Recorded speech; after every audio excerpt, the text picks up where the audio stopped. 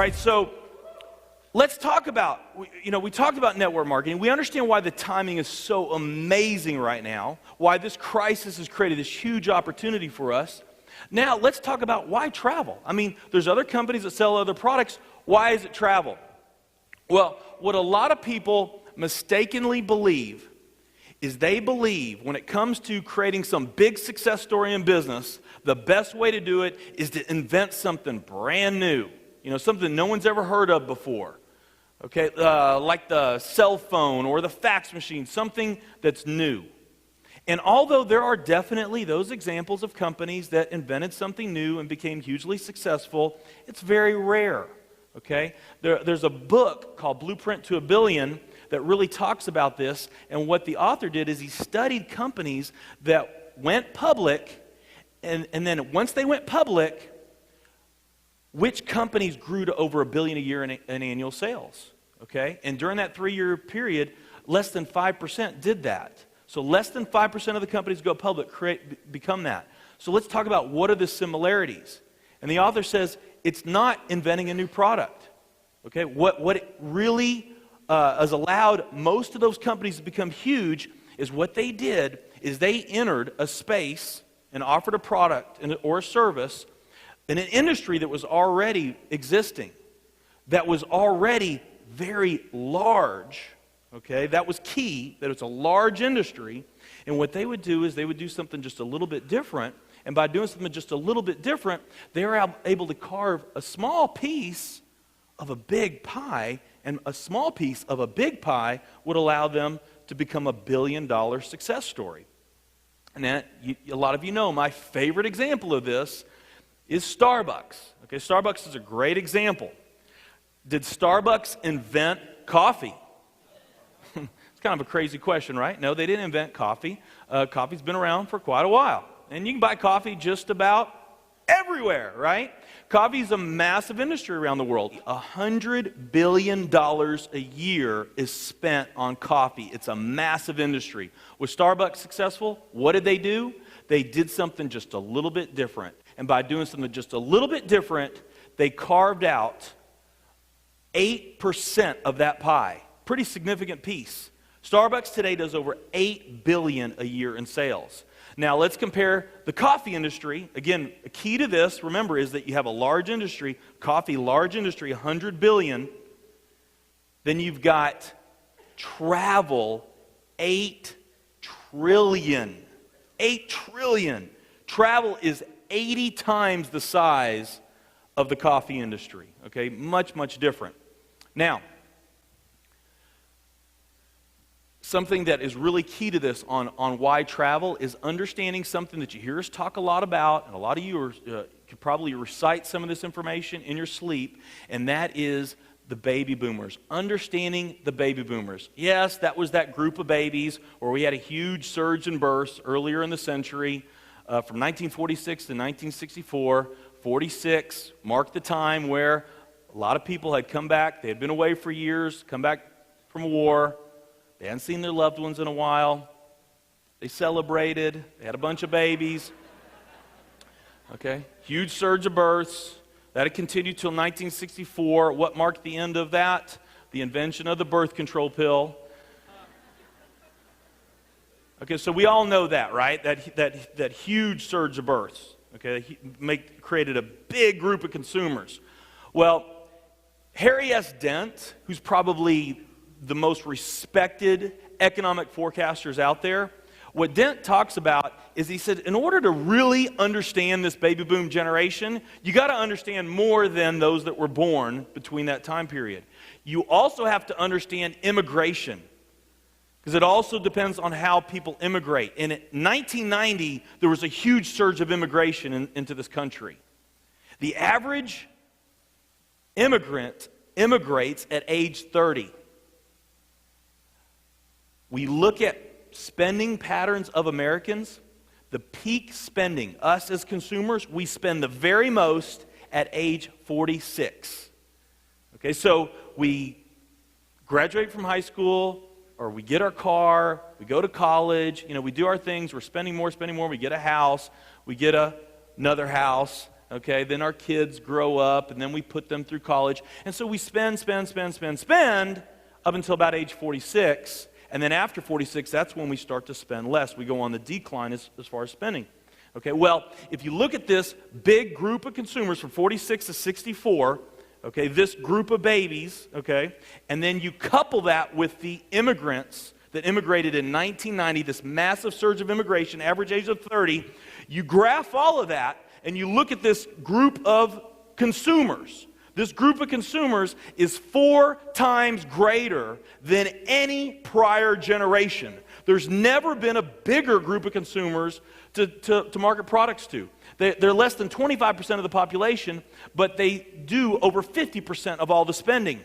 Well, the peak of the peak of the peak of this group of consumers, when you look at the peak spending of 46 of that group, the peak of the peak of the peak is right now. Right now, okay? Before you applaud, let me give you some more information. Because what does that mean if it's the peak? What happens after the peak? Decline. Okay, that's why Dent calls this the end of consumerism. This marks the end of consumerism. Let me tell you, for most businesses, this is bad news. Now, Dent does go on to explain how there's a couple industries that are products and services where consumers actually, after age 46, spend more money on, not less. They actually spend more. Would you be interested to know which those are? Okay? The first one he talks about is healthcare. That's kind of obvious, right? And then the other is leisure travel. Okay? So for both of those industries, healthcare and leisure travel, after age 46, okay, you're going into your peak spending years. That means that spending for this group is going to continue. We're just now entering those peak spending years, and that growth is going to continue over the next 18 to 20 years. Okay, can you say cha-ching?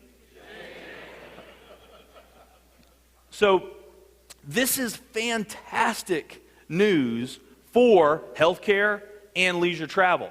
And so if you are looking for that right network marketing company and you want to capitalize on the biggest trend in history, the biggest generation of consumers that you could market products to, no bigger one to market products to, then you're trying to find a network marketing company, you've got a couple different products that you can choose from. One, nutrition, because that falls right in well with healthcare, would you all agree? And the other is travel. Healthcare or travel. Okay, now, nutrition, the nutrition industry, talk about how big that pie is, it's much bigger than coffee. It's $228 billion. $228 billion is spent on nutrition. Travel, $8 trillion, okay? 226 to 8 trillion. Now, here's what's really exciting about this. About half of the network marketing companies are nutrition network marketing companies. So that's about 2,000 nutrition network marketing companies all around the world. They're all competing for that same $226 billion pie. Okay, so 228 billion. So 228 billion, if all companies in each industry, the 228 nutrition, the 8 trillion travel, if all companies in the nutrition industry were the same size and all travel companies in the travel industry were the same size, there would be room for $228 billion nutrition network marketing companies. That's how much room there would be in that industry. In travel, there's room for 8,000 billion-dollar companies. That's how much room there is in that pie, okay? Well, we already know in this nutrition pie, there's 2,000 companies all fighting for that pie. Travel, there's only a few other travel network marketing companies that we even know of. And here's the best news. Not in the future, but right now. World Ventures is the world's leader in travel network marketing right now.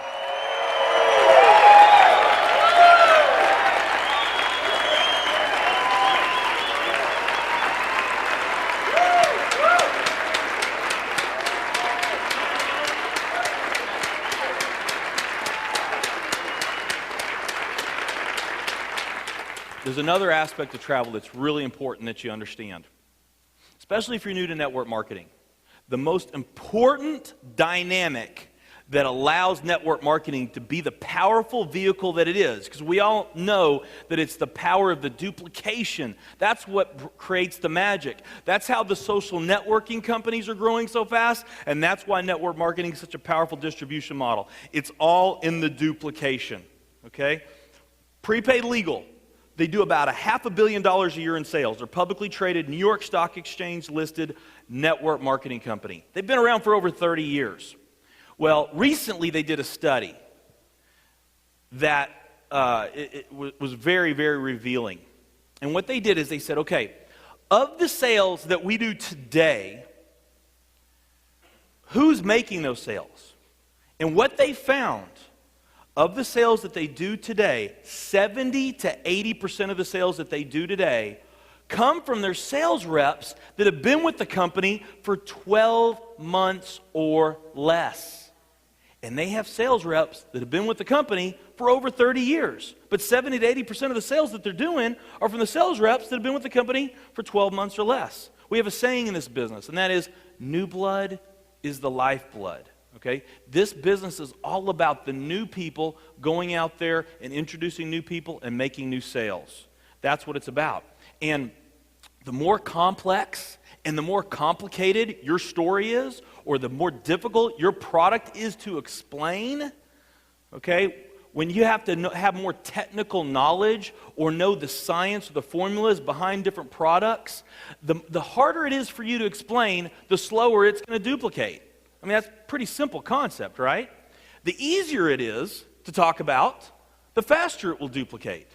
And the thing that slows network marketing companies down from growing more than anything else is the apprehension that a brand new person has. Most people get into network marketing, they don't have a sales background, they don't have sales skills, they just are looking to create an additional source of income.